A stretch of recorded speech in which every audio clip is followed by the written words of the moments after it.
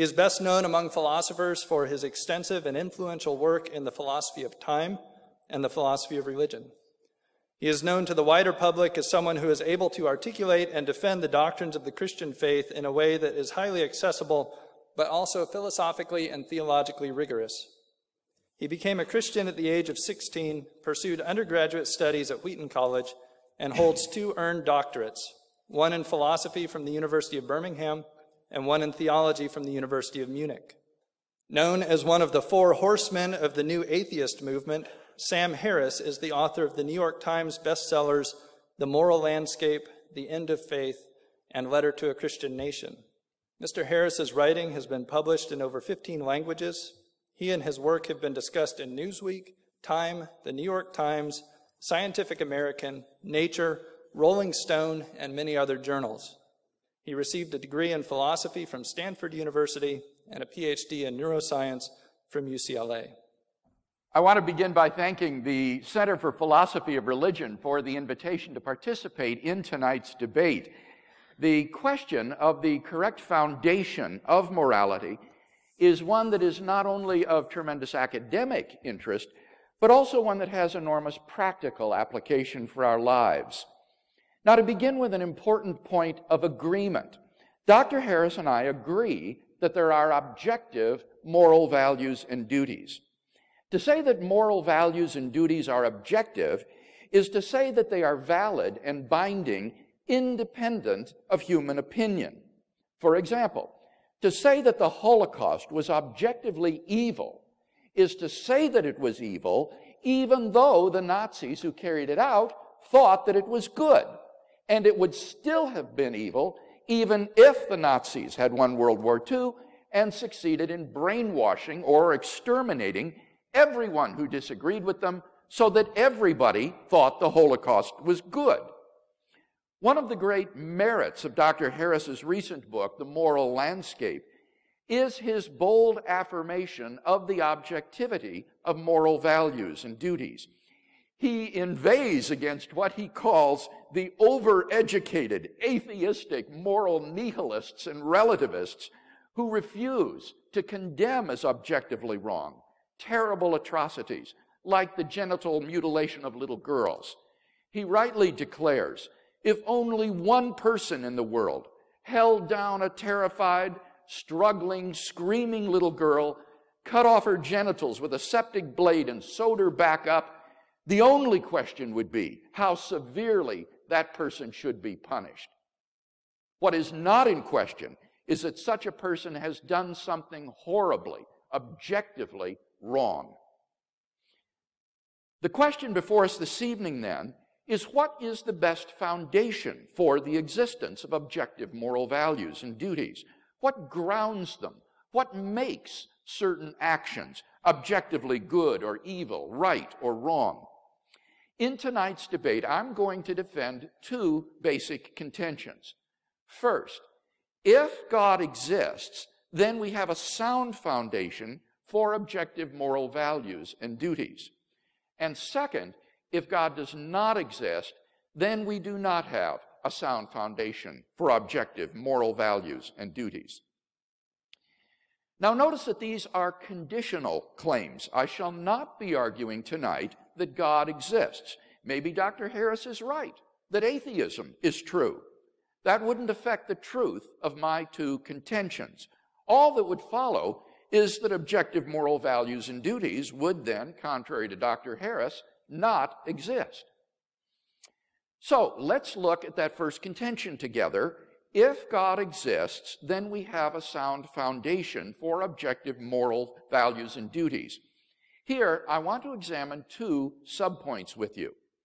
First, theism provides a sound foundation for objective moral values. Moral values have to do with what is good or evil. On the theistic view, objective moral values are grounded in God. As St. Anselm saw, God is by definition the greatest conceivable being, and therefore the highest good. Indeed, he is not merely perfectly good, he is the locus and paradigm of moral value. God's own holy and loving nature provides the absolute standard against which all actions are measured.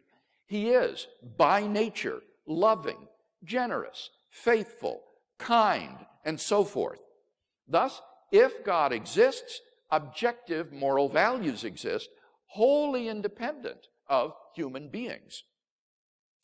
Second, theism provides a sound foundation for objective moral duties. On a theistic view, objective moral duties are constituted by God's commands. God's moral nature is expressed in relation to us in the form of divine commandments, which constitute our moral duties or obligations.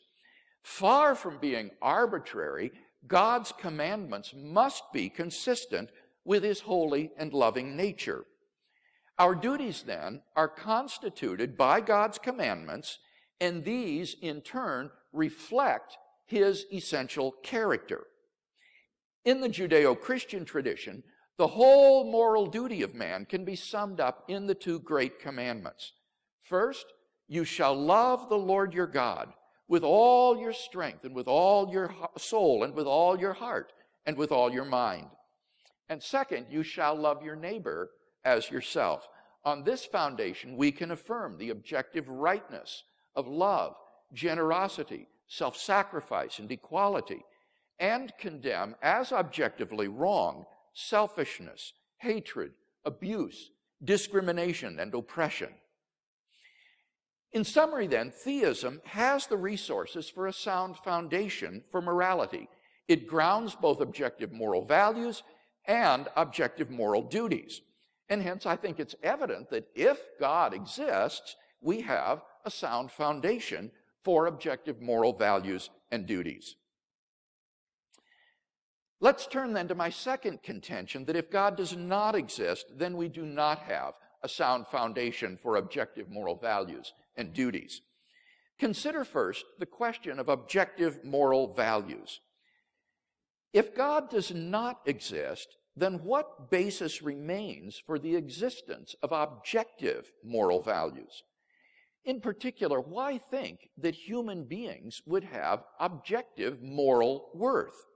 On the atheistic view, human beings are just accidental byproducts of nature, which have evolved relatively recently on an infinitesimal speck of dust called the planet Earth, and which are doomed to perish individually and collectively in a relatively short time. On atheism, it's hard to see any reason to think that human well-being is objectively good, any more than insect well-being or rat well-being or hyena well-being. This is what Dr. Harris calls the value problem.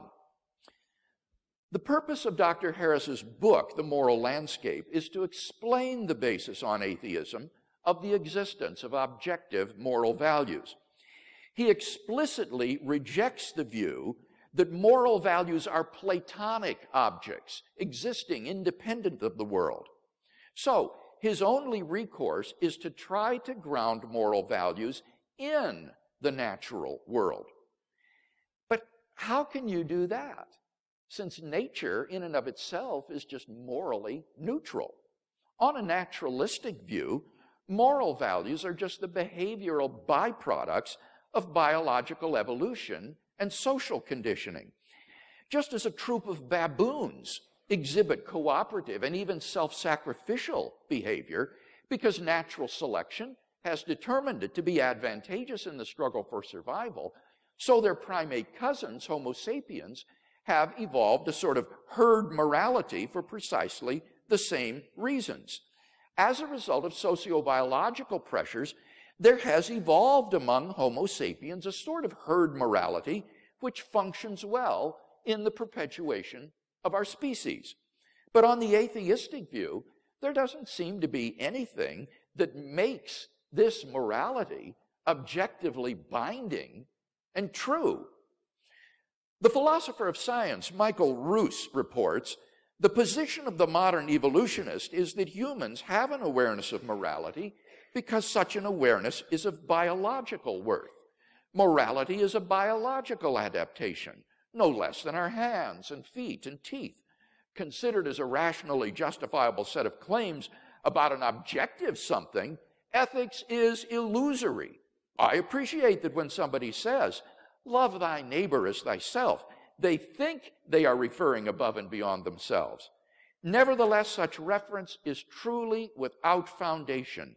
Morality is just an aid to survival and reproduction, and any deeper meaning is illusory. If we were to rewind the film of human evolution and start anew, people with a very different set of moral values might well have evolved. As Darwin himself wrote in The Descent of Man, if men were reared under precisely the same conditions as hive bees, there can hardly be a doubt that our unmarried females would, like the worker bees, think it a sacred duty to kill their brothers, and mothers would strive to kill their fertile daughters, and no one would think of interfering. For us to think that human beings are special and our morality is objectively true is to succumb to the temptation to speciesism, that is to say, an unjustified bias in favor of one's own species. If there is no God, then any reason for regarding the herd morality evolved by Homo sapiens on this planet as objectively true seems to have been removed. Take God out of the picture, and all you seem to be left with is an ape-like creature on a speck of dust beset with delusions of moral grandeur. Richard Dawkins' assessment of human worth may be depressing, but why, on atheism, is he mistaken when he says there is at bottom no purpose, no evil, no good, nothing but pointless indifference? We are machines for propagating DNA. It is every living object's sole reason for being. So how does Sam Harris propose to solve the value problem? The trick he proposes is simply to redefine what he means by good and evil in non-moral terms. He says, we should define good as that which supports the well-being of conscious creatures. So, he says, questions about values are really questions about the well-being of conscious creatures. And therefore, he concludes, it makes no sense to ask whether maximizing well-being is good. Why not? Because he's redefined the word good to mean the well-being of conscious creatures. So, to ask, why is maximizing creatures' well-being good, is on his definition the same as asking, why does maximizing creatures' well-being maximize creatures' well-being? It's just a tautology. It's just talking in circles. So Dr. Harris has, quote-unquote, solved the value problem just by redefining his terms. It's nothing but wordplay. At the end of the day, Dr. Harris isn't really talking about moral values at all. He's just talking about what's conducive to the flourishing of sentient life on this planet. Seen in this light, his claim that science can tell us a great deal about what contributes to human flourishing is hardly controversial. Of course it can, just as it can tell us what is conducive to the flourishing of corn or mosquitoes or bacteria. His so-called moral landscape, which features the highs and lows of human flourishing, isn't really a moral landscape at all. Thus, Dr. Harris has failed to solve the value problem. He hasn't provided any justification or explanation for why, on atheism, moral values would objectively exist at all. His so-called solution is just a semantical trick of an arbitrary and idiosyncratic redefinition of the terms good and evil in non-moral vocabulary. Second question, does atheism provide a sound foundation for objective moral duties? Duty has to do with moral obligation or prohibition, what I ought or ought not to do. Here, the reviewers of the moral landscape have been merciless in pounding Dr. Harris's attempt to provide a naturalistic account of moral obligation. Two problems stand out. First, natural science tells us only what is, not what ought to be the case. As philosopher Jerry Fodor has written, science is about facts, not norms. It might tell us how we are, but it wouldn't tell us what is wrong with how we are. In particular, it cannot tell us that we have a moral obligation to take actions which are conducive to human flourishing. So, if there is no God, what foundation remains for objective moral duties? On the naturalistic view, human beings are just animals, and animals have no moral obligations to one another. When a lion kills a zebra, it kills the zebra, but it doesn't murder the zebra. When a great white shark forcibly copulates with a female, it forcibly copulates with her, but it doesn't rape her. For none of these actions is forbidden or obligatory. There is no moral dimension to these actions. So if God does not exist, why think we have any moral obligations to do anything? Who or what imposes these obligations upon us? Where do they come from? It's very hard to see why they would be anything more than a subjective impression ingrained into us by societal and parental conditioning. On the atheistic view, certain actions such as rape and incest may not be biologically and socially advantageous, and so in the course of human development have become taboo, that is, socially unacceptable behavior. But that does absolutely nothing to prove that such acts are really wrong. Such behavior goes on all the time in the animal kingdom. On the atheistic view, the rapist who chooses to flout the herd morality is doing nothing more serious than acting unfashionably, the moral equivalent, if you will, of Lady Gaga. If there is no moral lawgiver, then there is no objective moral law. And if there is no objective moral law, then we have no objective moral duties. Thus, Dr. Harris's view lacks any source for objective moral duty. Second problem, ought implies can. A person is not morally responsible for an action which he is unable to avoid. For example, if somebody shoves you into another person, you're not responsible for bumping into him. You had no choice. But Sam Harris believes that all of our actions are causally determined and that there is no free will. Dr. Harris rejects not only libertarian accounts of free will, but also compatibilistic accounts of freedom. But if there is no free will, then no one is morally responsible for anything. In the end, Dr. Harris admits this, though it's tucked away in the endnotes of his volume. Moral responsibility, he says, and I quote, is a social construct, not an objective reality. I quote, in neuroscientific terms, no person is more or less responsible than any other for the actions they perform. His thoroughgoing determinism spells the end of any hope or possibility of objective moral duties because on his worldview, we have no control over what we do. Thus, on Dr. Harris's view, there is no source of objective moral duties because there is no moral lawgiver, and no possibility of objective moral duty because there is no free will. Therefore, on his view, despite his protestations to the contrary, right and wrong do not really exist. Thus, Dr. Harris's naturalistic view fails to provide a sound foundation for objective moral values and duties. Hence, if God does not exist, we do not have a sound foundation for morality, which is my second contention. In conclusion, then, we've seen that if God exists, we have a sound foundation for objective moral values and objective moral duties. But that if God does not exist, then we do not have a sound foundation for objective moral values and duties.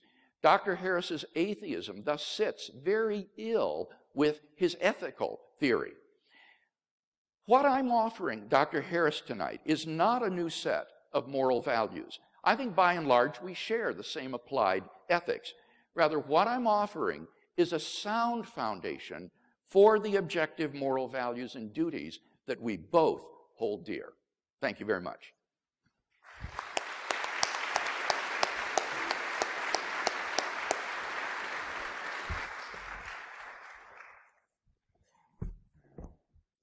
Dr. Harris now has 20 minutes. Timekeeper, are you ready?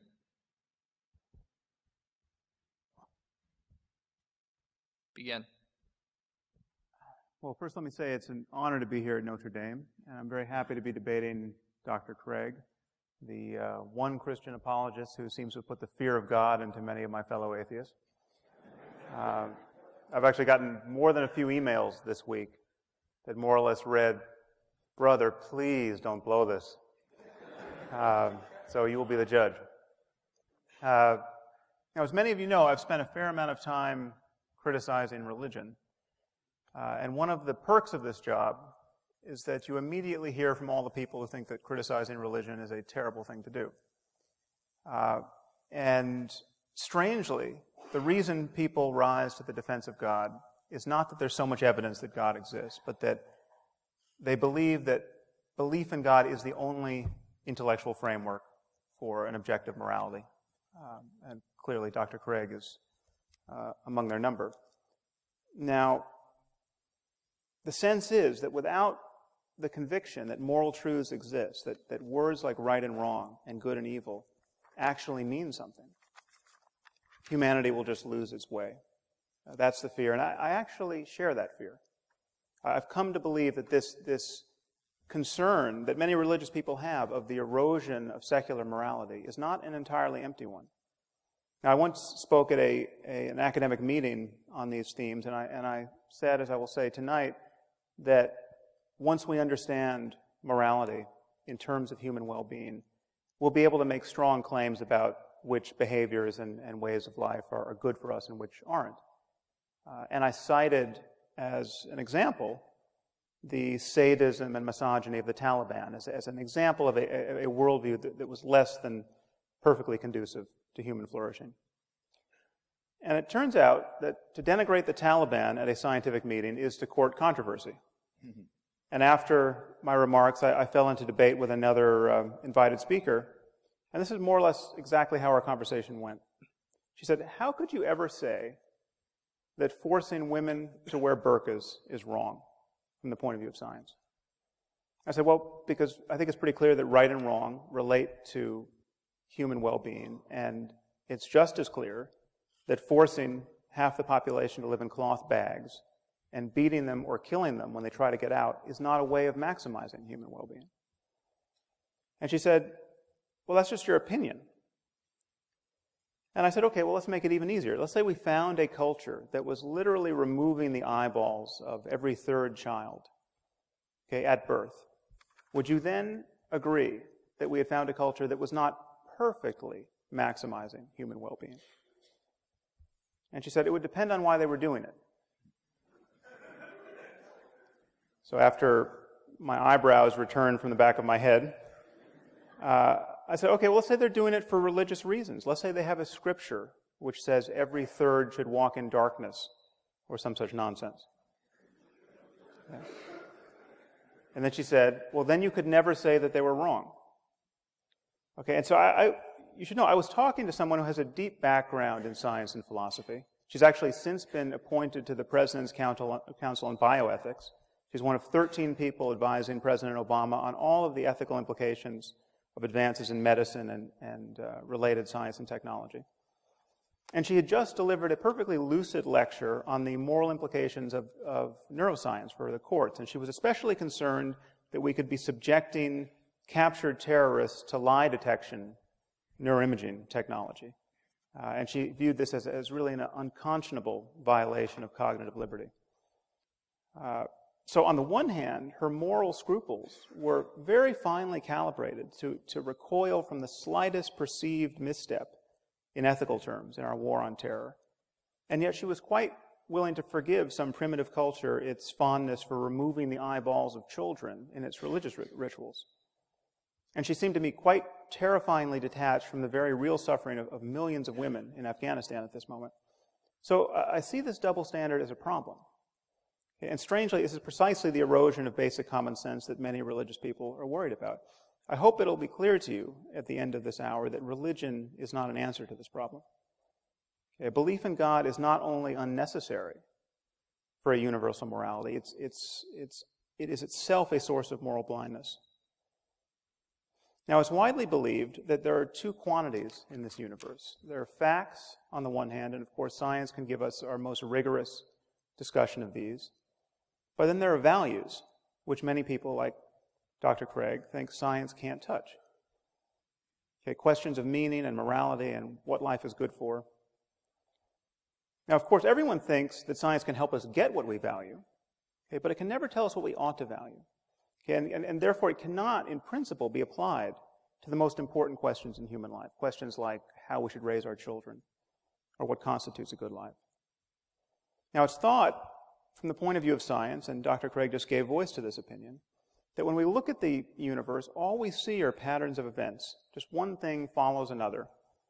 Okay, and there's no corner of the universe that declares certain of its events to be good or evil, or right or wrong. Apart from us, I mean, our minds, we declare certain events to be better than others. But in doing that, it seems that we're merely projecting our own preferences and desires onto a reality that is intrinsically value-free. And where do our notions of right and wrong come from? Well, clearly they've been drummed into us by evolution, the product of these apish urges and social emotions. And then they get modulated by culture. We take sexual jealousy, for instance. I mean, this is an attitude that has been bred into us over millions of years. Okay, our ancestors were highly covetous of one another, despite the fact that everyone was covered with hair and had terrible teeth. And this possessiveness now gets enshrined in various cultural institutions, like the institution of marriage. Okay, so therefore, a statement like, it's wrong to cheat on one's spouse, okay, seems a mere summation of these contingencies. It seems like it's an improvisation on the back of biology. It seems that from the point of view of science, it can't really be wrong to cheat on your spouse. Okay, this is just how apes like ourselves worry when we learn to worry with words. Okay, now here is where religious people, like Dr. Craig, begin to get a little queasy, as I think they should. Okay. And many see no alternative but to insert the God of Abraham, an Iron Age God of war, into the clockwork as an invisible arbiter of moral truth. Okay, it is wrong to cheat on your spouse because Yahweh deems that it is so. Okay, which is curious, because in other moods, Yahweh is perfectly fond of genocide and slavery and human sacrifice. I must say, it's pretty amusing to hear Dr. Craig in his opening remarks say that I'm merely focused on the flourishing of sentient creatures on this planet. Okay, if that's a sin, I'll take it. Okay, one wonders what Dr. Craig is focused on. Now, incidentally, you should not trust Dr. Craig's reading of me. Half the quotes he provided from me, as though I wrote them, were quotes from people I was quoting in my book, and often to different effects. So you'll have to read the book. Now, in claiming that values reduce to the well-being of conscious creatures, as I will, I'm introducing two concepts, consciousness and well-being. Now, let's start with consciousness. This is not an arbitrary starting point. Imagine a universe devoid of the possibility of consciousness. Imagine a universe entirely constituted of rocks. Okay, there's clearly no happiness or suffering in this universe. There's no good or evil. Value judgments don't apply. For changes in the universe to matter, they have to matter, at least potentially, to some conscious system. Okay, what about well-being? Well, the well-being of conscious creatures and the link between that and morality may seem open to doubt, but it shouldn't. Okay, here's the only assumption you have to make. Imagine a universe in which every conscious creature suffers as much as it possibly can for as long as it can. Okay, I call this the worst possible misery for everyone. Okay, the worst possible misery for everyone is bad. Okay, if the word bad applies anywhere, it applies here. Now, if you think the worst possible misery for everyone isn't bad, or maybe it has a silver lining, or maybe there's something worse, I don't know what you're talking about. And what's more, I'm pretty sure you don't know what you're talking about either. What I'm saying is the minimum standard of moral goodness is to avoid the worst possible misery for everyone. If we should do anything in this universe, if we ought to do anything, if we have a moral duty to do anything, it's to avoid the worst possible misery for everyone. And the moment you admit this, you admit that all other states of the universe are better than the worst possible misery for everyone. You have the worst possible misery for everyone over here, and all these other constellation of experiences arrayed out here. And because the experience of conscious creatures is dependent in some way on the laws of nature, there will be right and wrong ways to move along this continuum. It will be possible to think you're avoiding the worst possible misery for everyone and to fail. You can be wrong in your beliefs about how to navigate this space. So here's my argument for moral truth in the context of science. Questions of right and wrong and good and evil depend upon minds. Okay, they depend upon the possibility of experience. Minds are natural phenomena. They depend upon the laws of nature in some way. Okay, morality and human values, therefore, can be understood through science because in talking about these things, we are talking about all of the facts that influence the well-being of conscious creatures. In our case, we're talking about genetics and neurobiology and psychology and sociology and economics. Now, I view this space of all possible experience as a kind of moral landscape with peaks that correspond to the heights of well-being and valleys that correspond to the lowest suffering. And the first thing to realize is that there may be many equivalent peaks in this space. There may be many different but morally equivalent ways for human beings to thrive. But there will be many more ways not to thrive. There'll be many more ways to fail to be on a peak. There are clearly more ways to suffer unnecessarily in this world than to be sublimely happy. Now, the Taliban are still my favorite example of a culture that is struggling mightily to build a society that's clearly less good than many other societies on offer. The average lifespan for women in Afghanistan is 44 years. They have a 12% literacy rate. They have the highest, almost the highest infant mortality and maternal mortality in the world, and almost the highest fertility. So this is one of the best places on earth to watch women and infants die. It seems to me perfectly obvious that the best response to this dire situation, which is to say the most moral response, is not to throw battery acid in the faces of little girls for the crime of learning to read. Now, of course, this is common sense to us, unless you happen to be a bioethicist on the President's Commission at this moment. But I'm saying, at bottom, these are also truths about biology and neurology and psychology and sociology and economics.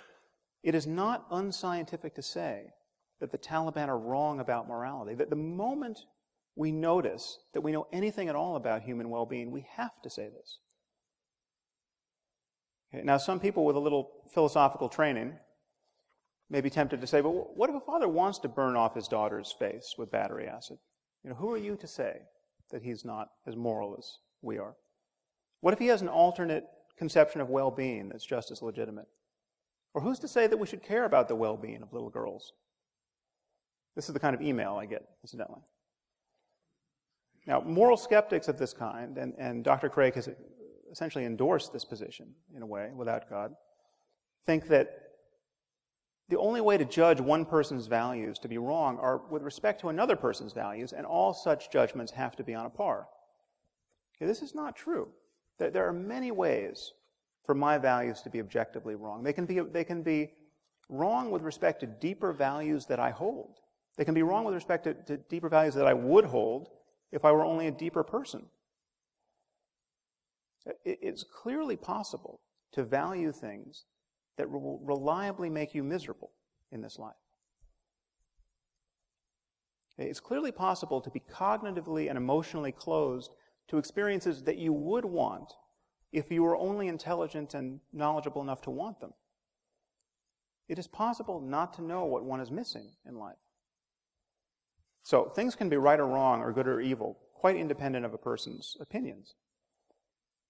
Now, some of you might worry that I haven't defined well-being enough. How can something this loose as a concept be the benchmark of objective values? Well, consider by analogy the concept of physical health. Physical health is very difficult to define. You know, it used to be that if you were healthy, you could expect to live to the ripe old age of 40. You know, now our lifespan, our life expectancy has doubled in the last 150 years. What does health mean? Okay, well, it has something to do with not always vomiting, okay, not being in excruciating pain, not running a fever. Okay, but how fast should a healthy person be able to run? That question might not have an answer. Okay, but this does not make the question of health vacuous. Okay, it doesn't make it merely a matter of opinion or of cultural construction. Okay, the distinction between a healthy person and a dead one is about as clear and consequential as any we ever make in science. Okay, and notice that no one is ever tempted to attack the philosophical underpinnings of medicine with questions like, well, who are you to say that not always vomiting is healthy? What if you meet someone who wants to vomit, and he wants to vomit until he dies? Okay, how could you argue that he is not as healthy as you are? In talking about morality and human values, I think we really are talking about mental health and the health of societies. And the truth is, science has always been in the values business. We simply cannot speak of facts without resorting to values. I mean, consider the simplest statement of scientific fact. Water is 2 parts hydrogen and 1 part oxygen. This seems as value-free an utterance as human beings ever make. But what do we do when someone doubts the truth of this proposition? Okay, all we can do is appeal to scientific values, the value of understanding the world, the value of evidence, the value of logical consistency. What if someone says, well, that's not how I choose to think about water. Okay, I'm a biblical chemist, and I read in Genesis 1 that God created water before he created light. So I take that to mean that there were no stars. So there were no stars to fuse helium and hydrogen into heavier elements like oxygen. Therefore, there was no oxygen to put in the water. So either water has no oxygen, or God created special oxygen to put in the water. But I don't think he would do that because that would be biblically inelegant. Okay, what can we say to such a person? Okay, all we can do is appeal to scientific values. And if he doesn't share those values, the conversation is over. Okay, if someone doesn't value evidence, what evidence are you going to provide to prove that they should value it? If someone doesn't value logic, what logical argument could you provide to show the importance of logic? Okay, so I think this split between facts and values should look really strange to you on its face. I mean, what are we really saying when we say that science can't be applied to the most important questions in human life? Okay, we're saying that when we get our biases out of the way, when we most fully rely on clear reasoning and honest observation, when intellectual honesty is at its zenith, well, then those efforts have no application whatsoever to the most important questions in human life. That is precisely the mood you cannot be in to answer the most important questions in human life. It would be very strange if that were so.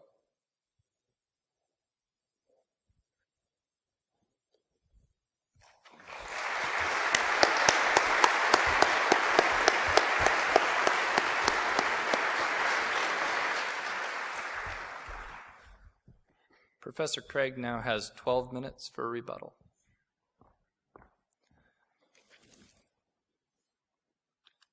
Timekeeper, are you ready? Begin. You'll recall in my first speech that I said I was going to defend two basic contentions tonight. First, that if God exists, then we have a sound foundation for objective moral values and duties. First, I explained that if God exists, then objective moral values are grounded in the character of God himself, who is essentially compassionate, fair, kind, generous, and so forth. Here, Dr. Harris didn't have anything by way of disagreement to say, but I do want to clear up a possible confusion. He represented this by saying that if religion were not true, then words like good and evil, right and wrong would have no meaning. I'm not maintaining that. That is to confuse moral ontology with moral semantics. Moral ontology asks, what is the foundation of objective moral values and duties? Moral semantics asks, what is the meaning of moral terms? And I am not making any kind of semantical claim tonight that good means something like commanded by God. Rather, my concern is moral ontology. What is the ground or the foundation of moral values and duties? To give an illustration, think of light. Light is a certain visible range of the electromagnetic spectrum, but obviously that isn't the meaning of the word light. People knew how to use the word light long before they discovered its physical nature. And I might also add, they certainly knew the difference between light and darkness long before they understood the physics of light. Now, in exactly the same way, we can know the meaning of moral terms like good and evil, right and wrong, and know the difference between good and evil without being aware that the good is grounded in God ontologically. So that is the position I'm defending tonight, is that moral values are grounded ontologically in God. Second, our moral duties are grounded by God's commandments, which are necessary reflections of his nature. Here, the only response I detected from Dr. Harris was to refer to the atrocities in the Hebrew Bible. But I think this is quite irrelevant to tonight's discussion. There are plenty of divine command theorists who are not Jews or Christians and place no stock whatsoever in the Bible. So this isn't an objection to divine command theory that I'm defending tonight. Now, if you are interested in biblical ethics, I want to highly recommend Paul Copan's new book, Is God a Moral Monster?, which examines those passages in the Hebrew Bible in light of the ancient Near East, and I can guarantee you it will be a very enlightening and interesting read. But this issue is strictly irrelevant in tonight's debate. So we've not heard any objection to a theistic grounding for ethics. If God does exist, it's clear, I think, obvious even, that we have a sound foundation for objective moral values and duties. Now, what if God does not exist? Is there a sound foundation, first of all, for objective moral values? Now here, Dr. Harris said you don't need religion in order to have universal morality. Again, that's a confusion. Of course you don't. Remember, the Nazis, for example, could have won World War II and established a universal morality. The issue isn't universality. The issue is objectivity. And I'm maintaining that in the absence of God, there isn't any reason, any explanation for the existence of objective moral values. Now, Dr. Harris says, but we can imagine creatures being in the worst possible misery, and it's obviously better for creatures to be flourishing. The well-being of conscious creatures is good. Well, of course it is. That's not the question. We agree that all things being equal, flourishing of conscious creatures is good. The question is rather, if atheism were true, what would make the flourishing of conscious creatures objectively good? Conscious creatures might like to flourish, but there's no reason on atheism to think that it would really be objectively good. Now here, Dr. Harris, I think, is guilty of misusing terms like good and bad, right and wrong, in equivocal ways. He will often use them in non-moral senses. For example, he'll say there are objectively good and bad moves in chess. Now that's clearly not a moral use of the terms good and bad. You just mean they're not apt to win or produce a winning strategy. It's not evil what you've done. And similarly, in ordinary English, we use the words good and bad in a number of non-moral ways. For example, we say Notre Dame has a good team. Now, we can hope it's an ethical team, but that's not what's indicated by the win-loss record. That is a different meaning of good. Or we say, that's a good way to get yourself killed. Or that's a good game plan. Or the sunshine felt good. Or that's a good route to East Lansing. Or there's no good reason to do that. Or she's in good health. All of these are non-moral uses of the word good. And Dr. Harris's contrast of the good life and the bad life is not an ethical contrast between a morally good life and an evil life. It's a contrast between a pleasurable life and a miserable life. And there's no reason to identify pleasure, misery with good and evil, especially on atheism.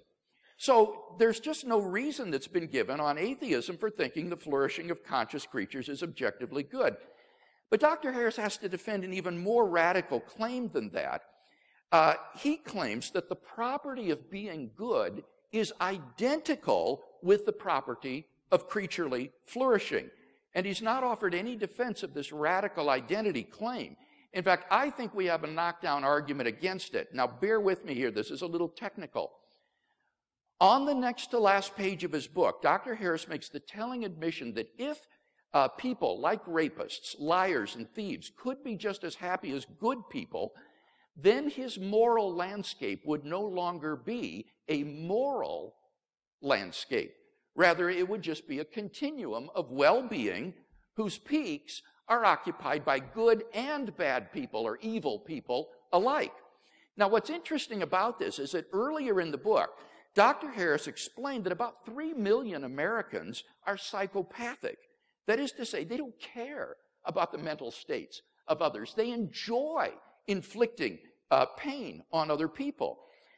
But that implies that there's a possible world which we can conceive in which the continuum of human well-being is not a moral landscape. The peaks of well-being could be occupied by evil people. But that entails that in the actual world, the continuum of well-being and the moral landscape are not identical either. For identity is a necessary relation. There is no possible world in which some entity A is not identical to A. So if there's any possible world in which A is not identical to B, then it follows that A is not in fact identical to B. Now, since it's possible that human well-being and moral goodness are not identical, it follows necessarily that human well-being and goodness are not the same as Dr. Harris has asserted in his book.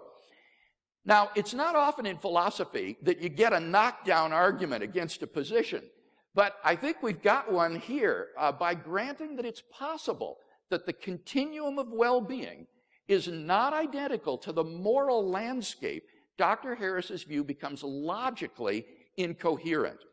And all of this goes to underline my fundamental point that on atheism, there's just no reason to identify the well-being of conscious creatures with moral goodness. Atheism cannot explain the reality, the objective reality of moral values. What about objective moral duties? I first argued from the is-ought distinction that there is no basis on atheism for thinking that we have any moral duties. And here Dr. Harris says, if we have a moral duty to do anything, we have a duty to avoid the worst possible misery. But the question is the antecedent of that conditional. If we have a moral duty to do anything, what I'm arguing is that on atheism, I don't see any reason to think we have any moral duties to do anything. Moral obligations or prohibitions arise in response to imperatives from a competent authority. For example, if a policeman tells you to pull over, then because of his authority, who he is, you are legally obligated to pull over. But if some random stranger tells you to pull over, you're not legally obligated to do so. Now, in the absence of God, what authority is there to issue moral commands or prohibitions? There is none on atheism. And therefore, there are no moral imperatives for us to obey. In the absence of God, there just isn't any sort of moral obligation or prohibition that characterizes our lives. In particular, we're not morally obligated to promote the flourishing of conscious creatures. So this is-ought distinction seems to me to be one that's fatal to Dr. Harris's position and has been widely recognized as such by reviewers of the moral landscape. But secondly, the problem that's even worse is the ought implies can problem. In the absence of the ability to do otherwise, there is no moral responsibility. In the absence of freedom of the will, we are just puppets or electrochemical machines. And puppets do not have moral responsibilities. Machines are not moral obligations. But on Dr. Harris's view, there is no freedom of the will, either in a libertarian or a compatibilistic sense, and therefore there is no moral responsibility. So there isn't even the possibility of moral duty on his view. So while I can affirm and applaud Dr. Harris's affirmation of the objectivity of moral values and moral duties, at the end of the day, his philosophical worldview just doesn't ground these entities that we both want to affirm. If God exists, then we clearly have a sound foundation for objective moral values and moral duties. But if God does not exist, that is, if atheism is true, then there is no basis for the affirmation of objective moral values, and there is no ground for objective moral duties, because there is no moral lawgiver and there is no freedom of the will. And therefore, it seems to me that atheism is simply bereft of the adequate ontological foundations to establish the moral life.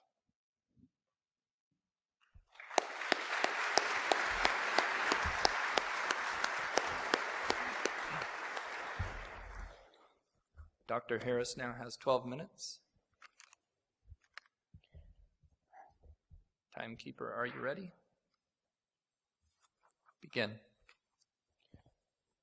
Well, that was all very interesting. Ask yourselves, what is wrong with spending eternity in hell? Well, I'm told it's rather hot there, for one.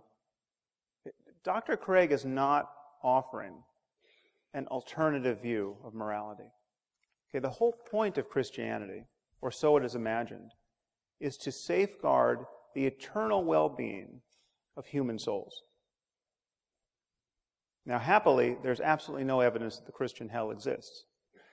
Okay, and I think we should look at the consequences of believing in this framework, this theistic framework, in this world, and what these moral underpinnings actually would be. All right.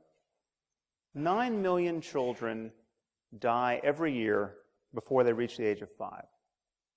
Okay, picture an Asian tsunami of the sort we saw in 2004 that killed 250,000 people. One of those every 10 days, killing children only under 5. Okay, it's 24,000 children a day, 1,000 an hour, 17 or so a minute. That means before I can get to the end of this sentence, some few children, very likely, will have died in terror and agony. Think of the parents of these children. Think of the fact that most of these men and women believe in God and are praying at this moment for their children to be spared. And their prayers will not be answered. Okay, but according to Dr. Craig, this is all part of God's plan.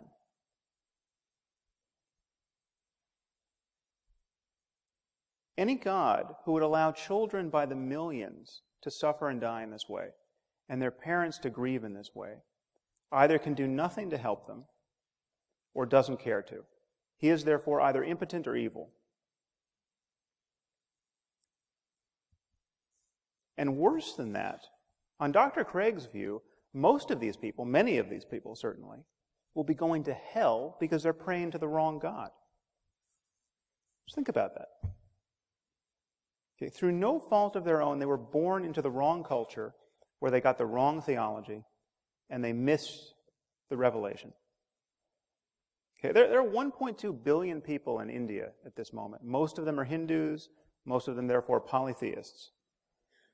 Okay, in Dr. Craig's universe, no matter how good these people are, they are doomed. If you are praying to the monkey god Hanuman, you are doomed.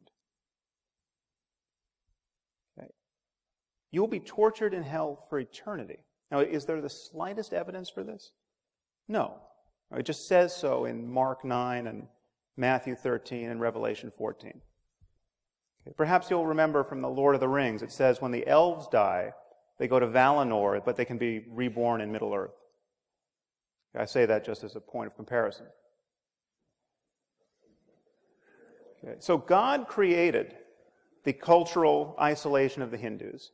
Okay. He engineered the circumstance of their deaths in ignorance of revelation. And then he created the penalty for this ignorance, which is an eternity of conscious torment in fire. Okay, on the other hand, on Dr. Craig's account, your run-of-the-mill serial killer in America, okay, who spent his life raping and torturing children, need only come to God, come to Jesus on death row, and after a final meal of fried chicken, he's going to spend an eternity in heaven after death. Okay. One thing should be crystal clear to you. This vision of life has absolutely nothing to do with moral accountability. Okay. And please notice the double standard that people like Dr. Craig use to exonerate God from all this evil. Okay. We're told that God is loving and kind and just and intrinsically good. But when someone like myself points out the rather obvious and compelling evidence that God is cruel and unjust because he visits suffering on innocent people of a scope and scale that would embarrass the most ambitious psychopath, okay, we're told that God is mysterious. Okay, who can understand God's will? Okay, and yet this is precisely, this merely human understanding of God's will is precisely what believers use to establish his goodness in the first place. You know, something good happens to a Christian. He feels some bliss while praying, say, or he sees some positive change in his life, and we're told that God is good. Okay, but when children by the tens of thousands are torn from their parents' arms and drowned, we're told that God is mysterious. Okay, this is how you play tennis without the net. Okay, and I want to suggest to you that it is not only tiresome when otherwise intelligent people speak this way, it is morally reprehensible. This kind of faith is really the perfection of narcissism. I mean, God loves me, don't you know? He cured me of my eczema. He makes me feel so good while singing in church. And just when we had given up hope, he found a banker who was willing to reduce my mother's mortgage. Okay. Given all that this God of yours does not accomplish in the lives of others, given the misery that's being imposed on some helpless child at this instant, this kind of faith is obscene. Okay, to think in this way is to fail to reason honestly or to care sufficiently about the suffering of other human beings. And if God is good and loving and just and kind, and he wanted to guide us morally with a book, why give us a book that supports slavery? Why give us a book that admonishes us to kill people for imaginary crimes like witchcraft? Now, of course, there's a way of not taking these questions to heart. Okay, according to Dr. Craig's divine command theory, God is not bound by moral duties. God doesn't have to be good. Whatever he commands is good. So when he commands that the Israelites to slaughter the Amalekites, that behavior becomes intrinsically good because he commanded it. Okay, well, here we're being offered, I'm glad he raised the issue of psychopathy, we're being offered a psychopathic and psychotic moral attitude. It's psychotic because this is completely delusional. There's no reason to believe that we live in a universe ruled by an invisible monster, Yahweh. But it is psychopathic because this is a total detachment from the well-being of human beings. This so easily rationalizes the slaughter of children. Okay, just think about the Muslims at this moment who are blowing themselves up, okay, convinced that they are agents of God's will. There is absolutely nothing that Dr. Craig can say against their behavior in moral terms, apart from his own faith-based claim that they're praying to the wrong God. If they had the right God, what they were doing would be good on divine command theory. Now, I'm obviously not saying that Dr. Craig or all religious people are psychopaths and psychotics, but this to me is the true horror of religion. It allows perfectly decent and sane people to believe by the billions what only lunatics could believe on their own. If you wake up tomorrow morning thinking that saying a few Latin words over your pancakes is going to turn them into the body of Elvis Presley, you have lost your mind. But if you think more or less the same thing about a cracker and the body of Jesus, you're just a Catholic.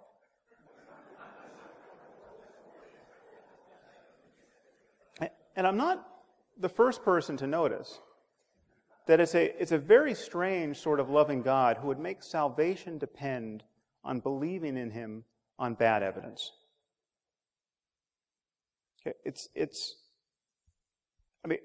If you lived 2,000 years ago, there was evidence galore. He was just performing miracles. But apparently he got tired of being so helpful.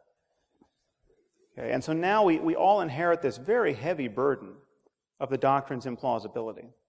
And the effort to square it with what we now know about the cosmos and what we know about the all-too-human origins of Scripture becomes more and more difficult. And it's not just the generic God that Dr. Craig is recommending. It is God the Father and Jesus the Son. Christianity, on Dr. Craig's account, is the true moral wealth of the world. Well, I hate to break it to you here at Notre Dame, but Christianity is a cult of human sacrifice. Christianity is not a religion that repudiates human sacrifice. It is a religion that celebrates a single human sacrifice as though it were effective. God so loved the world that he gave his only Son. John 3:16. The idea is that Jesus suffered the crucifixion so that none need suffer hell, except those billions in India and billions like them throughout history. This is a stride. This doctrine is astride a contemptible history of scientific ignorance and religious barbarism. We come from people who used to bury children under the foundations of new buildings as offerings to their imaginary gods. Just think about that. In vast numbers of societies, people would bury children in post holes, people like ourselves thinking that this would prevent an invisible being from knocking down their buildings. These are the sorts of people who wrote the Bible. If there is a less moral framework than the one Dr. Craig is proposing, I haven't heard of it.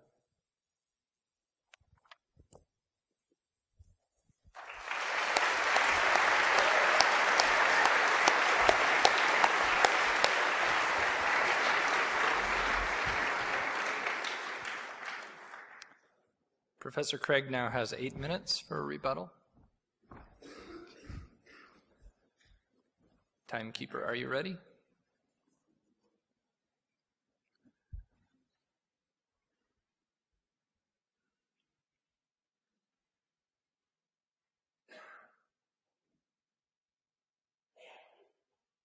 Begin.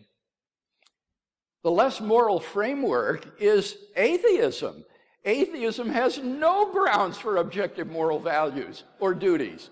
And it's interesting that in that last speech, I was disappointed to hear no defense given of that crucial second contention that I offered against Dr. Harris's view. Remember, we talked about the value problem. I gave what I consider a knockdown argument to show that the moral landscape is not identical to the continuum of human flourishing. We talked about objective moral duties, the is versus ought distinction, the ought implies can problem. None of these have been responded to. So if you want a really desperate moral system, try atheism. There's no foundation for objective moral values and duties there. Now, what about theism? Does it do any better? Well, in the last speech, we heard some attacks on my first contention that God provides a sound foundation for morality. Unfortunately, it seems to be that most of these were red herrings. A red herring is a smelly old fish that's dragged across path of the bloodhounds to distract them from their true query, so they get distracted and go off following the dead fish. And I'm not going to be distracted by the red herrings that were offered in that last speech. For example, in response to my claim that if God exists, then objective moral values exist, we heard that I haven't truly offered an alternative to his view, because the goal on theism is to avoid hell. Honestly, it just simply shows how poorly Sam Harris understands Christianity. You don't believe in God to avoid going to hell. Belief in God isn't some kind of fire insurance. You believe in God because God, as the supreme good, is the appropriate object of adoration and love. He is goodness itself, to be desired for its own sake. And so the fulfillment of human existence is to be found in relation to God. It is because of who God is and his moral worth that he is worthy of worship. It has nothing to do with avoiding hell or promoting your own well-being. He then responds, but there's no good reason to believe that such a being exists. Look at the problem of evil and the problem of the unevangelized. Both of these, as I explained in my opening speech, are irrelevant in tonight's debate because I'm not arguing that God exists. Maybe he's right. Maybe these are insuperable objections to Christianity or to theism. It wouldn't affect either of my contentions that if God exists, then we have a sound foundation for moral values and duties. If God does not exist, then we have no foundation for objective moral values and duties. So these are red herrings. Now, I have written on each of these problems, the problem of evil and the problem of the unevangelized, and you can find much of what I've said at our website, reasonablefaith.org. If you're interested, go ahead and look at that. Or, as Michael Ray suggested, talk to one of your philosophy professors. Michael has written extensively on the problem of evil, and I'm sure he'd love to have a conversation with you about those things. Notice, secondly, I would want to say, evil actually proves that God exists. Because if God does not exist, objective moral values and duties do not exist. If evil exists, then it follows that objective values and duties do exist. Namely, some things are evil. So evil actually proves the existence of God, since in the absence of God, good and evil as such would not exist. So you cannot press both the problem of evil and agree with my contention that if God does not exist, objective moral values and duties do not exist, because evil actually will be an argument for the existence of God. Notice that Dr. Harris has no moral foundation for saying that Christian beliefs are morally execrable, because he has no foundation for making such a judgment. If atheism is true, what objective foundation is there for affirming that one view is execrable and another is not? There's simply no basis for such judgments. So, if he wants to have a debate on theism, I will happily engage in one with him, but that's not the debate for tonight. He also says it's psychopathic to believe these things. Now, that remark is just as stupid as it is insulting. It is absurd to think that people like Professor Peter Van Inwagen here at the University of Notre Dame is psychopathic, or that a guy like Dr. Tom Flint, who is as gracious a Christian gentleman as I could have ever met, is psychopathic. This is simply below the belt. So it seems to me that we've not been given any refutation of the view that if God does exist, then his essence, his character, is determinative for the existence of objective moral values. What about objective moral duties? Here I explained that God's commands must be consistent with his nature. And Dr. Harris continues to press the point, but the Bible supports slavery. Again, I'll refer you to Professor Copan's book, which shows that is a gross misrepresentation of ancient Israel, which did not, in fact, promote slavery as we understand it in light of the experience in the American South. But again, that's simply not irrelevant, because that isn't relevant because I'm not defending the Bible tonight. I'm saying that for a theist, whether Jew, Christian, deist, Hindu, moral duties will be grounded in the divine commands which are based in his nature. He says, but then what about people like the Taliban who say that God has commanded them to do certain atrocities? I would say the very same thing to the Taliban that Dr. Harris says, namely, God did not command you to do those things. That's exactly what Dr. Harris would say. The reason he thinks that is because he doesn't believe that God exists, but I would say that because I think that the Taliban has got the wrong God, that in fact God hasn't commanded them to commit these atrocities, and indeed God will only issue such commands as are consistent with his moral nature and for which he has morally sufficient reasons. So I don't think this first contention is really in much dispute tonight. I think it's obvious that if God exists, then obviously objective moral values exist independently of human opinion. They're grounded in the character of God. And there would be objective moral duties if God exists, because our duties arise in response to the moral imperatives that God issues to us. So the real debate is on that second contention. Can atheism provide a good foundation for objective moral values and duties? And I think we've seen powerful reasons to think that it cannot.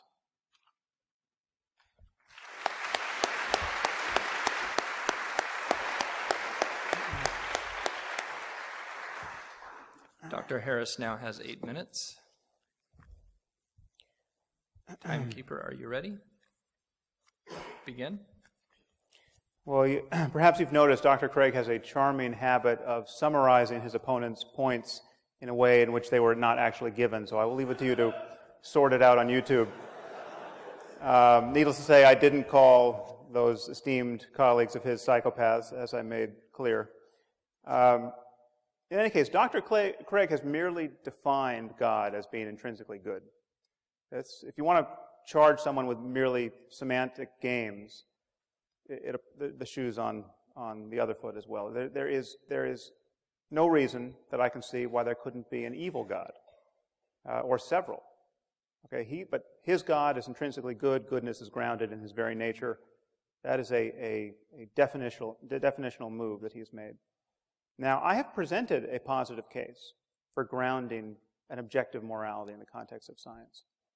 And thinking about moral truth in the context of science should only pose a problem for you if you imagine that a science of morality has to be absolutely self-justifying in a way that no science ever could be. Okay, every branch of science must rely on certain axiomatic assumptions. Okay, certain core values. And a science of morality would be on the same footing as a science of medicine or physics or chemistry.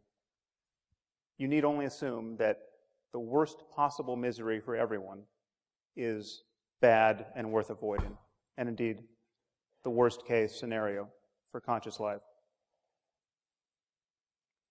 And if science is unscientific, if having a value assumption at the core renders science unscientific, what is scientific? Now, Dr. Craig is confused about what it means to speak with scientific objectivity about the human condition. He says things like, from the point of view of science, we're just constellations of atoms, and we're no more valuable than rats or insects. Okay, as though the only scientifically objective thing that could be said about us is that we're constellations of atoms. Okay, there are two very different senses in which we use these terms, subjective and objective. Okay, the first is epistemological. It relates to how we know. And when we say we're reasoning or thinking objectively in this sense, we're talking about the style in which we're thinking. We're talking about the fact that we're seeing through our biases, which is to say, trying to jettison bias. We are reasoning in a way that's available to the data. Our minds are open to counter arguments. Now, this is the absolute foundation of science, and this is what opens such an invidious gulf between science and religion, the difference here in this approach to objectivity. But science does not require that we ignore the fact that certain facts are subjective, ontologically subjective. Okay, there are facts about the human condition that science can understand and study that are first-person facts, facts about what it's like to be you. Okay, and we can study these facts, and our study of them reveals how much deeper and richer and more meaningful our lives are than the lives of cockroaches. So this is a false reductionism that he's purveying here. Now, so there are subjective facts. If you happen to have an intact nervous system, being burned alive will be excruciatingly painful. The painfulness of pain is a subjective fact about you. Okay, what my argument entails is that we can speak objectively about a certain class of subjective facts that go by the name of morality, that relate to questions of good and evil, and these depend on the well-being of conscious creatures, especially our own. And by this light, we can see that it's possible to value the wrong things. I mean, if you think you prefer to be neurotic and in pain, and incapable of creative work, and completely disconnected from other people, there's something wrong with you. Okay, objectively wrong with you? Yes. Okay. In that you are closed to higher states of consciousness. Higher with respect to what? Higher as in further from the lowest possible state of consciousness, the worst possible misery for everyone. Okay, is the worst possible misery for everyone really bad? Once again, we have hit philosophical bedrock with the shovel of a stupid question. Now, I want to take a brief moment to speak about these higher possibilities, because it's often thought that non-believers like myself are closed to some remarkable experiences that religious people have. That's not true. That's not true. There's nothing that prevents an atheist from experiencing self-transcending love and ecstasy and rapture and awe. There's nothing that prevents an atheist from going into a cave for a year like a proper mystic and doing nothing but meditate on compassion, say. What atheists don't tend to do is make unjustifiable and unjustified claims about the nature of the cosmos or about the divine origin of certain books on the basis of those experiences. Now, the prospect of somebody becoming a true saint in life and inspiring people long after their deaths is something that I take very seriously. I've spent a lot of time studying meditation with some very great, wise old yogis and Tibetan lamas who've spent decades on retreat. I mean, really remarkable people. Okay, people who I actually consider to be spiritual geniuses of a certain sort. And so I can well imagine if Jesus was a spiritual genius, a palpably non-neurotic and charismatic and wise person, I can well imagine the experience of his disciples. I can well imagine the kind of influence he could have on their lives. Okay? We do not have to presuppose anything on insufficient evidence in order to explore this higher terrain of human well-being. We don't have to take anything on faith. We don't have to lie to ourselves or to our children about the nature of reality. If we want to understand our situation in the world, along with these deeper possibilities, we have to do it in the spirit of science. Okay, given that people have had these remarkable experiences in every context, while worshiping one God, while worshiping hundreds, while worshiping none, that proves that a deeper principle is at work. That the sectarian claims of our various religions can't possibly be true in that context. And all we have is human conversation to capture these possibilities. We can either have a first century conversation as dictated by the New Testament, or a 7th century conversation as dictated by the Quran, or a 21st century conversation that leaves us open to the full wealth of human learning. Please think about these things.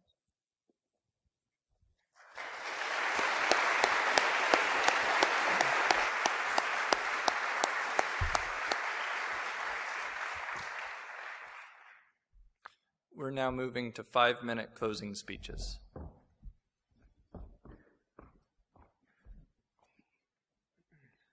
Timekeeper, are you ready?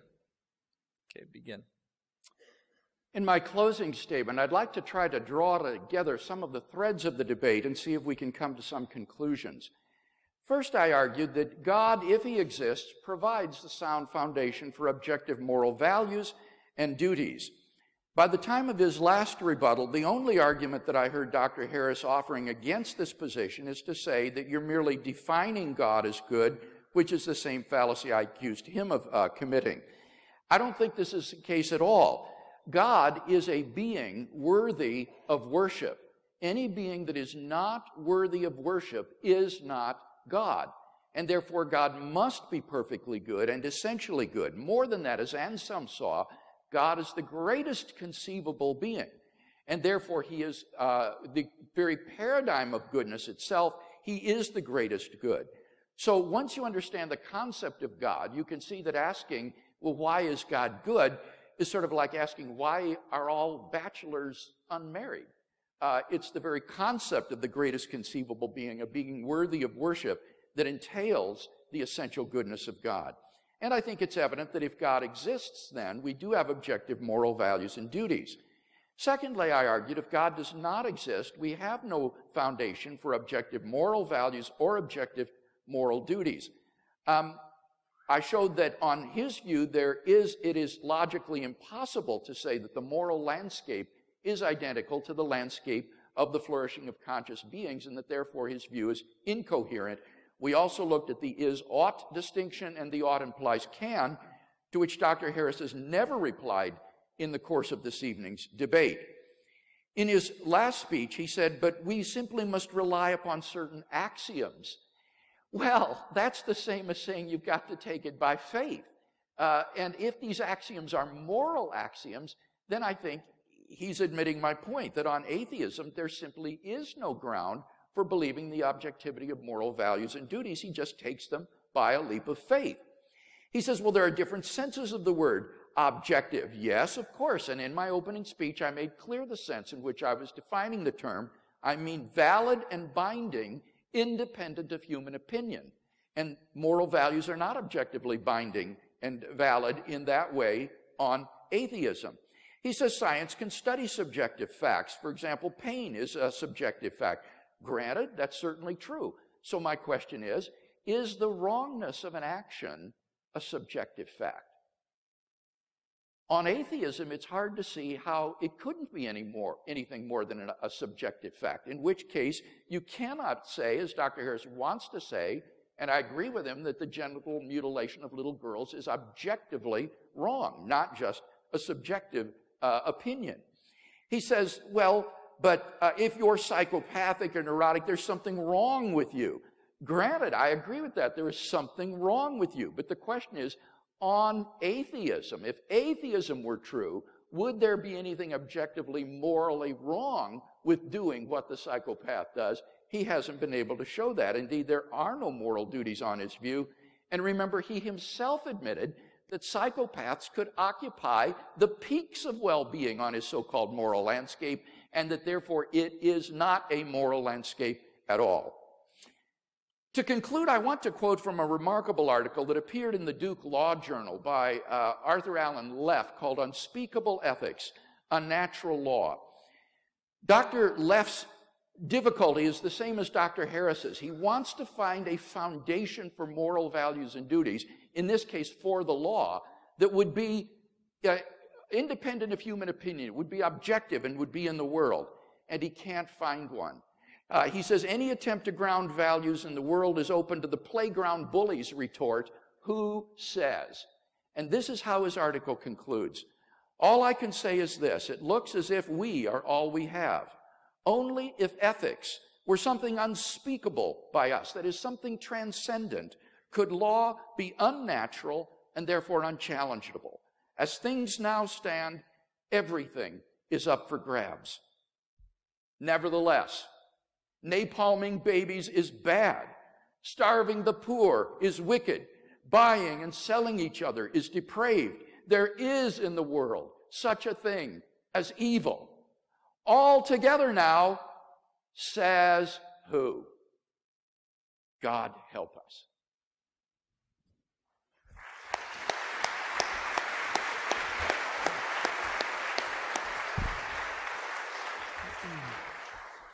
And now Dr. Harris has 5 minutes.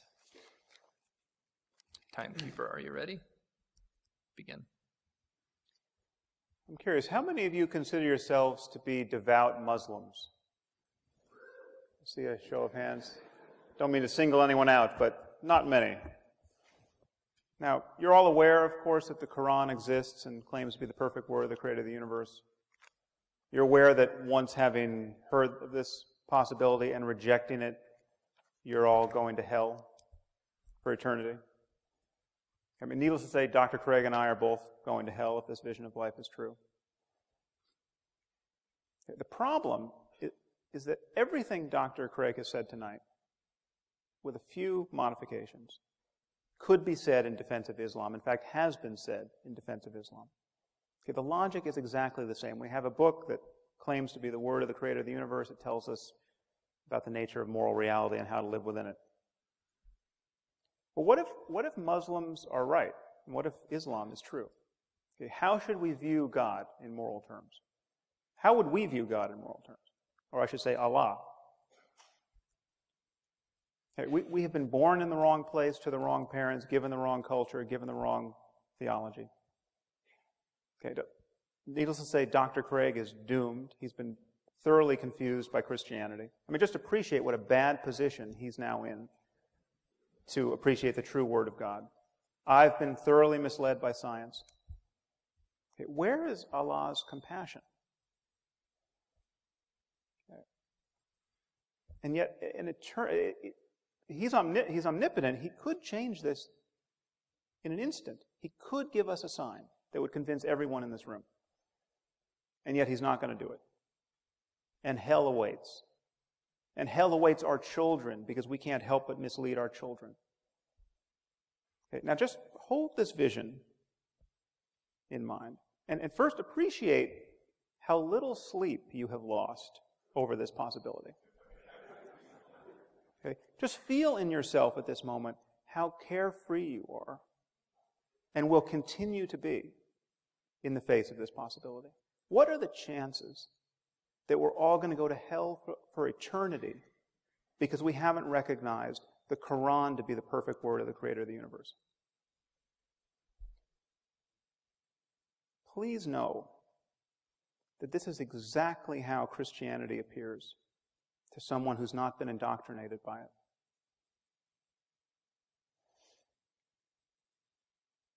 Our scriptures were written by people who, by virtue of their placement in history, had less access to scientific information and facts and basic common sense than any person in this room. Okay, in fact, there's not a person in this room who's ever met a person whose worldview was as narrow as the worldview of Abraham or Moses or Jesus or Muhammad. And most of these people, with a few exceptions, had a moral worldview that was more or less indistinguishable from that of an Afghan warlord today. Okay, and yet Dr. Craig insists that the authors of the Bible knew everything they had to know about the nature of the cosmos and about how to live within it, to guide us at this moment. Okay, I want to suggest to you that this vision of life can't possibly be true. Okay, but just as there's no such thing as Christian physics or Muslim algebra, there can be no such thing as Christian or Muslim morality. Whatever is true about our circumstance in moral terms and in spiritual terms is discoverable now and can be talked about in language that is not an outright affront to everything that we've learned in the last 2,000 years. Okay, what remains for us to discover are the facts in every domain of knowledge that will allow the greatest number of us to live lives truly worth living in this world. I mean, how is it that we can build a global civilization, a viable global civilization of now destined to be 9 billion people, where the maximum number of people truly flourish? That is the challenge we face.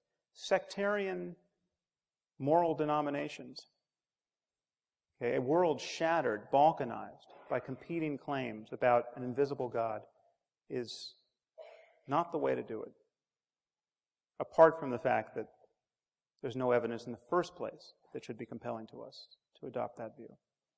The only tool we need is honest inquiry. And I would suggest to you that if faith is ever right about anything in this domain, it's right by accident. Thank you very much. It's been a pleasure to talk to all of you.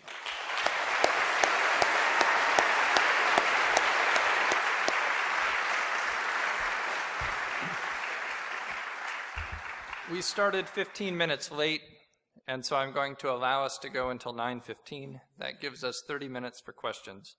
As I said at the beginning, we're going to allow Notre Dame students to ask the first 4 questions. After that, the microphones are open to anyone. We'd like to keep a brisk pace for the questions, so please limit your questions to about 30 seconds, and I've asked the debaters to limit their responses to about 2 minutes. I'll take the liberty of urging people to get quickly to their point if these time limits are violated. We have microphones here and here. I think we have microphones. Oh, good. I can see the microphones in the balcony, so I'll just go in a circuit. Thank you. Dr. Harris, if Dr. Craig could link out of your objections about the problem of evil and the problem of choosing the right religion, so that those weren't really problems, those weren't functioning in the debate, where does that put you dialectically? How do those function in the debate? Do you mean if I was given good reason to believe that Christianity is true? Or if Dr. Craig could show that choosing a particular religion wasn't necessary for the grounding of morality, just that some religion being true was sufficient for there being a grounding for morality, and that the problem of evil was somehow answered.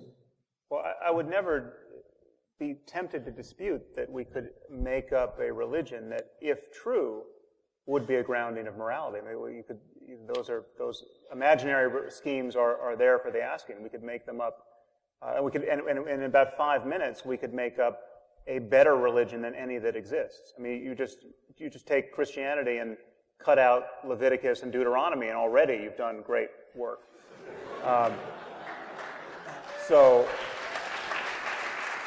And we could rewrite the 10 Commandments in less than 5 minutes and improve upon it. Being kind to children and swap out the bit about the graven images, and you've already made it a much wiser document. Now, but that's not the point.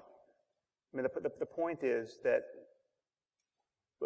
one point I made, which he never really addressed, is that you're smuggling in a concern for well-being. In any case, you just have a different timeline. If Christianity were true, it would be part of my moral landscape. I mean, if someone like myself is going to suffer in hell for eternity based on what I'm currently thinking, then I clearly am doing the wrong thing. I mean, I would want that information, and I would think, that would be a revelation to me, which I would take seriously, and I would do everything I could to get into heaven. I mean, that would be, heaven is if eternity in heaven versus eternity in hell is really the landscape that we're living on, well, that's part of my moral landscape. It just changes its temporal characteristics. There's just no reason to think that that's the universe we're living in. Thank you. Up and to my left. Hi. Professor Craig, you made an interesting analogy. You said that long before we could explain scientifically where light came from, we could distinguish between light and dark, and that the same could be said for good and evil. But to me, that analogy seems dangerous, because long before we could explain scientifically where light came from, we said it came from God. Could the same be said for morality? And then also, how do you explain shifts in moral consensus over time? Okay, I'm not sure I understood all of the questions, so I might need our moderator to help me here. The last part of the question was shifts in morality over time.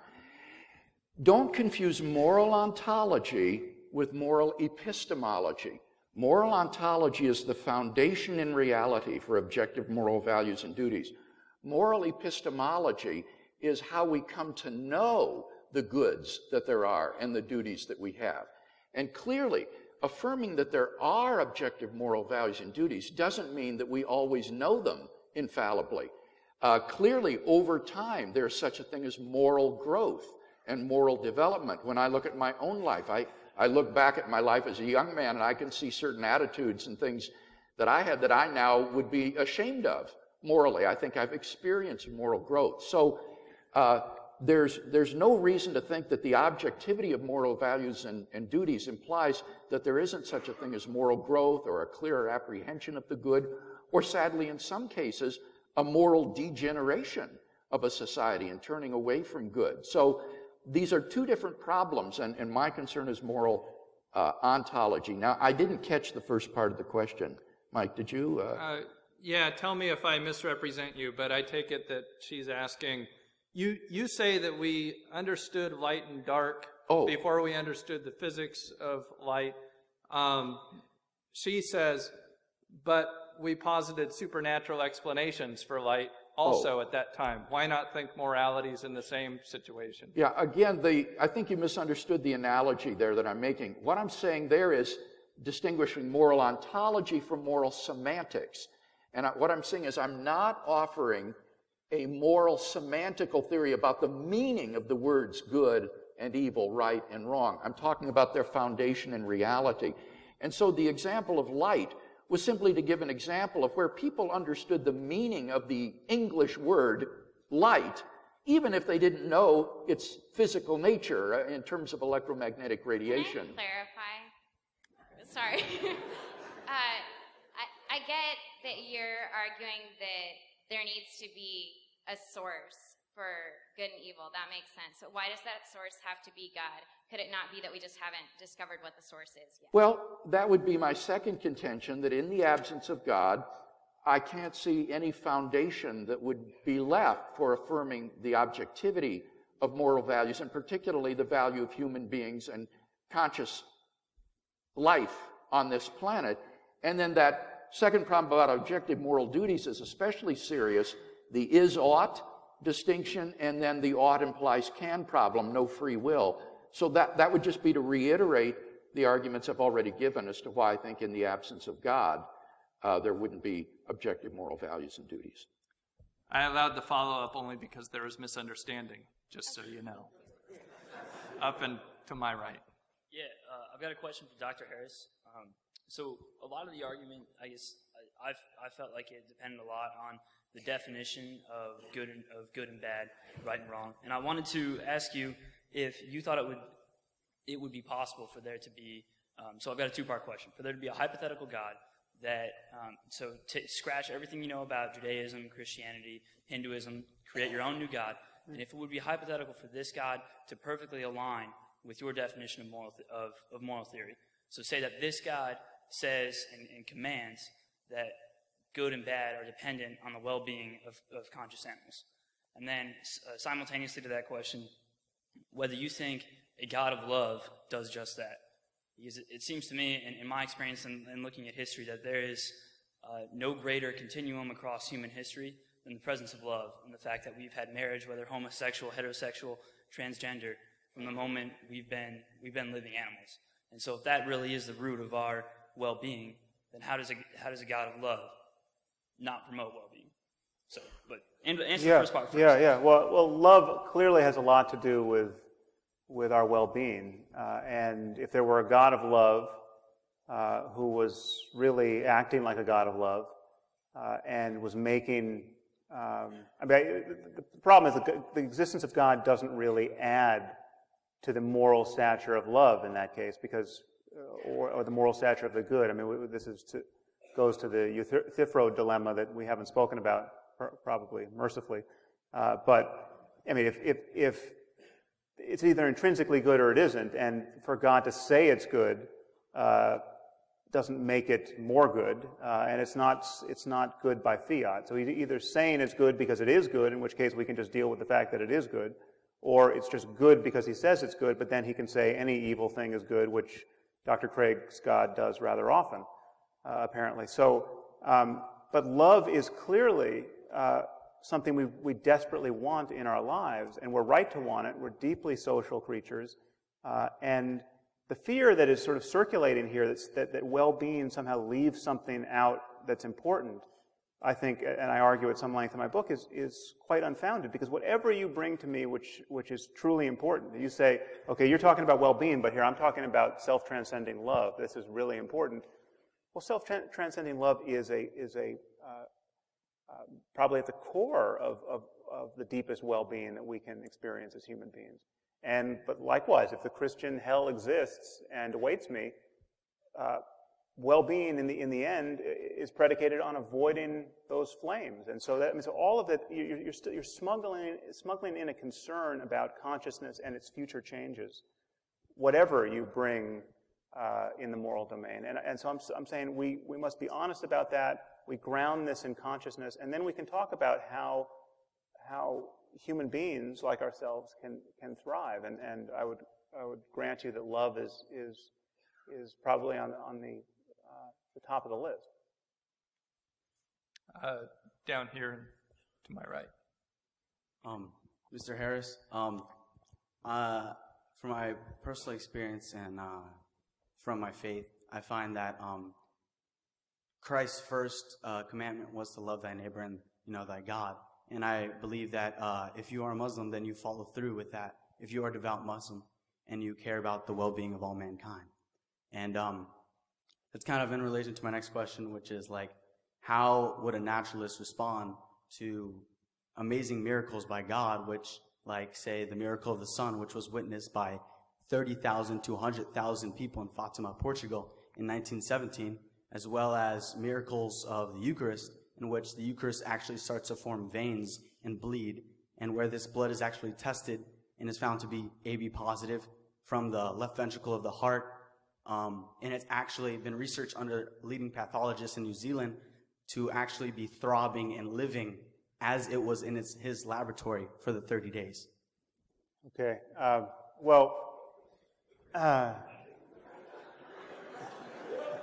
The problem with miracle stories are that they truly are a dime a dozen. I mean, the miracle stories that cash out Christianity are miracle stories set in the context of the pre-scientific context of the first century Roman Empire, attested to by copies of ancient Greek manuscripts that have thousands of discrepancies. Now, there are miracle stories that you can find in India today, attested to by living eyewitnesses. So you look at the people surrounding someone like Satya Sai Baba. Thousands of Western-educated people go to India, spend time with Satya Sai Baba, and come away claiming that he's performed a variety of miracles. And in fact, if you add up all those stories, every miracle attributed to Jesus, including the resurrection of the dead, is attributed to Satya Sai Baba. And millions of people think he's a living God. These stories, from our point of view, don't even merit an hour on the Discovery Channel.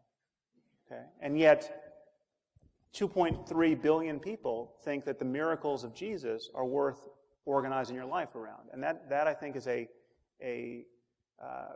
intellectually unsustainable disparity. Now, I'm not closed to the evidence of miracles, and it would be trivially easy for God to convince me of his existence or the powers of psychic powers of saints or whatever it is. I mean, if you can tell, I've got a 20-digit number written on a piece of paper in my wallet. I'm not God, sir. I'm sorry. Okay.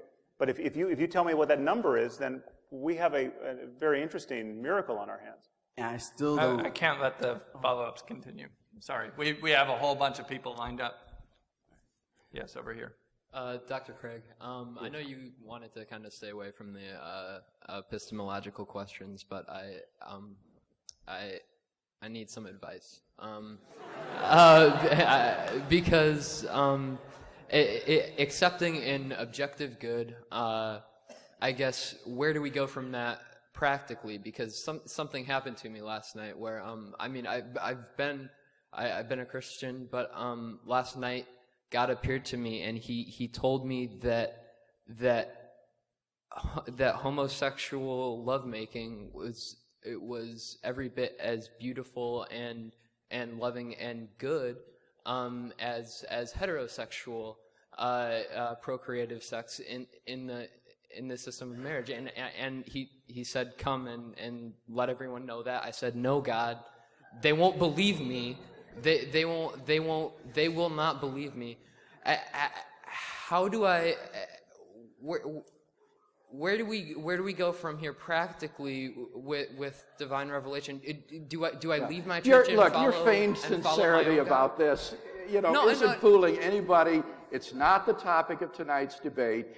I'm not even going to address a silly question like this. I didn't mean to offend you. I'm serious. Sorry, we aren't doing follow-ups with the question. I allowed the one up there because there was a misunderstanding, but the question has come out. It's received an answer. So this question is for Dr. Harris. Unfortunately, mine won't be as funny. Okay, so it seems to me that there's a distinction in your argument that I'd like you to discuss, which is the conceptual possibility of the most miserable world and its material possibility. So basically what I'm asking is whether you can cite any evidence to believe that this is not the world that is most miserable, or otherwise. So if you can't, let's assume this is the world with the material conditions for the most misery to exist. Then wouldn't it be moral to destroy it all, destroy all consciousness? So I'm just wondering, how would you distinguish that this is not the worst possible world? Well, it may be the only world with conscious life. I mean, I doubt that given the trillion-fold universe we're living in, but we don't have any evidence of life elsewhere, much less conscious life. But so your question cuts to the issue of, what if it's all about well-being? Well, why don't we just, kill all the unhappy people in their sleep tonight? Okay, wouldn't that raise sort of the aggregate level of well-being on Earth? And there are infinite number of thought experiments like that you can come up with that seem to push on this concern. Well, if it's just about suffering, well, you can just eradicate it painlessly for people, and you have increased the net well-being. But all of those thought experiments neglect all of the cascading effects of living in a world in which we do that sort of thing, with the consequences of doing that. So why don't we, in the classic experiment that everyone trots out is, what if you're a doctor and you realize that you have somebody who could benefit from the organs of, you have 5 people who could benefit from the organs of one person who's sitting in your waiting room.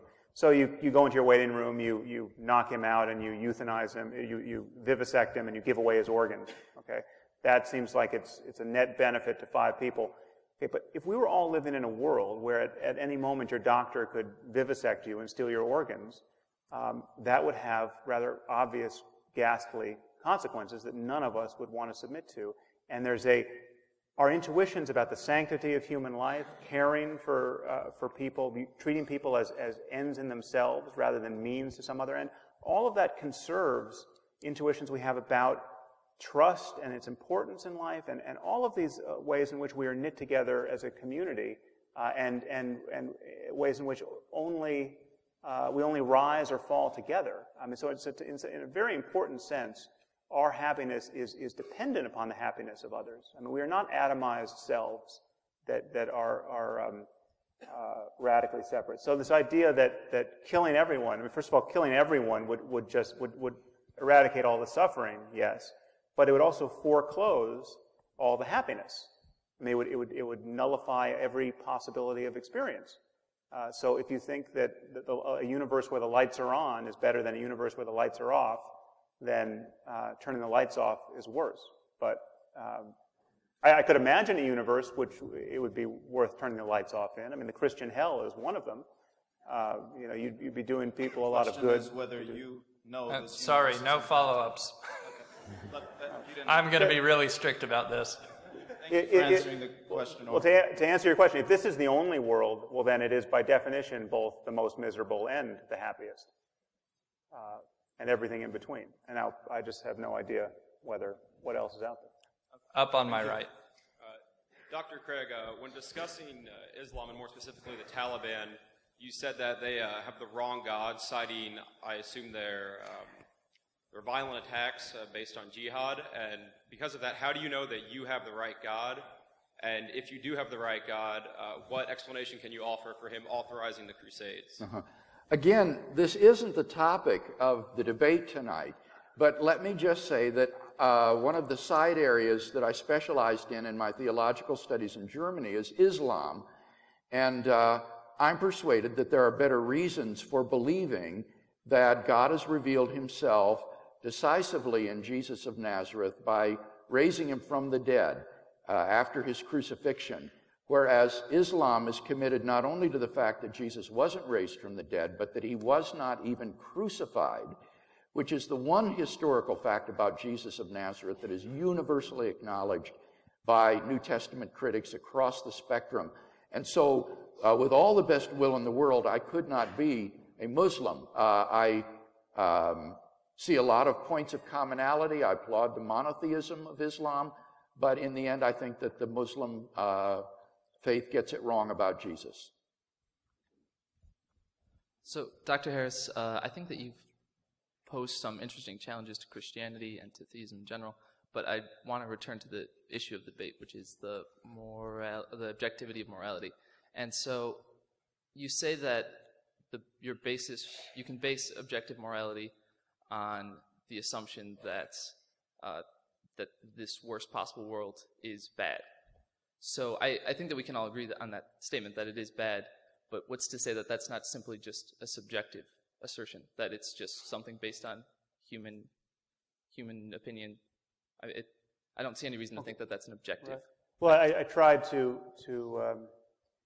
show you in my opening remarks why that particular concern is not interesting or necessary. You can play that same game with everything that we think is objective. So why does 2 + 2 make 4? How it seems to make 4 to us, but how do we know that's not just a human intuition? I mean, what is wrong with a logical argument that contradicts itself? Why is self-contradiction not a good way to argue? Well, it just doesn't seem to fly. Now, you could always try to get behind that as an epistemological skeptic or a logical skeptic and say, well, this is just how you monkeys are wired to think. And there are interesting ways in which science at its forefront does create some of that tension. There are ways in which our logical expectations begin to break down in physics, but we use other scientific intuitions, and in this case mathematical intuitions, to try to get behind them. You have to pick yourself up by your bootstraps somewhere. Okay? It's better than pulling yourself down by them.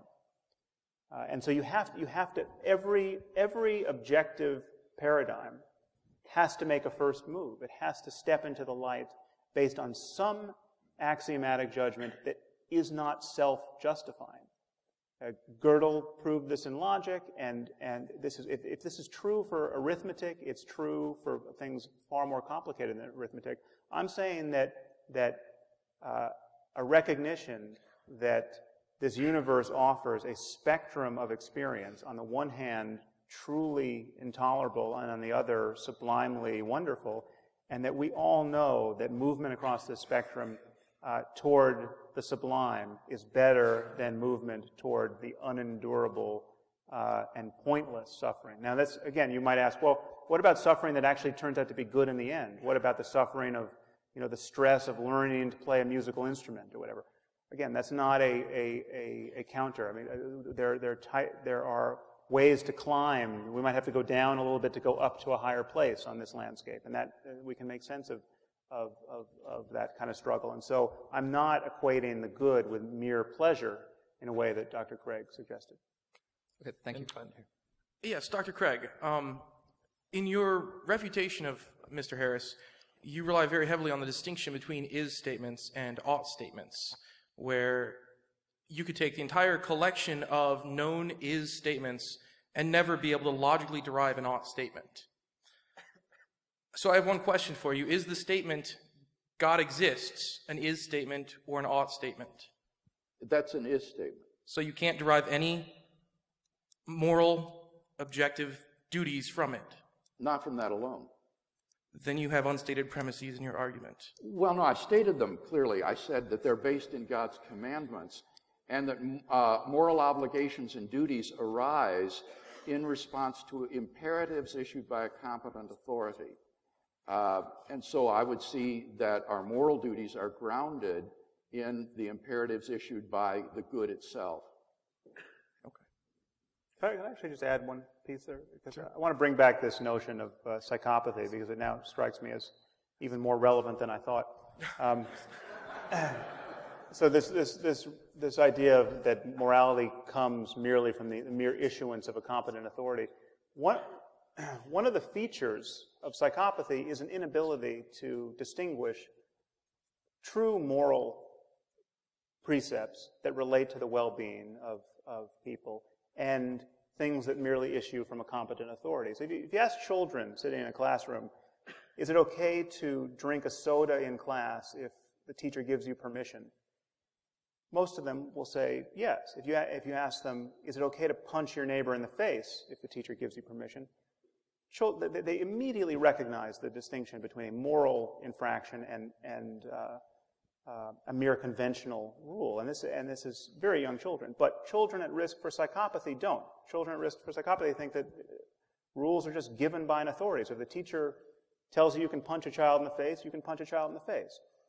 This is, again, I'm not accusing religious people in general of being psychopaths, but there's a psychopathic core to this moral worldview. This divine command theory that Dr. Craig is advocating suggests that if God only tells you to sacrifice your firstborn son, it is good to do it. That's where goodness comes from. And so you've got people waking up in trailer parks all over America suffering some form of mental illness that's destabilized them and made them vulnerable to this way of thinking. And there are people who kill their children thinking they're Abraham who just didn't get interrupted by an angel. And this is the kind of morality that you get out of a divine command theory that, again, offers no retort to the jihadist other than, sorry, Buster, you happen to have the wrong God. But that's exactly your retort, Sam, that 30 seconds for that you. God has not issued such a command, and therefore you're not morally obligated to do it. No, if God did, he would be evil. I mean, so I can get behind that God. If God is issuing that command, he's an evil bastard. The problem is that you see on atheism, you don't have any basis for making that kind of moral judgment. I've tried to give you a basis. I'm sorry.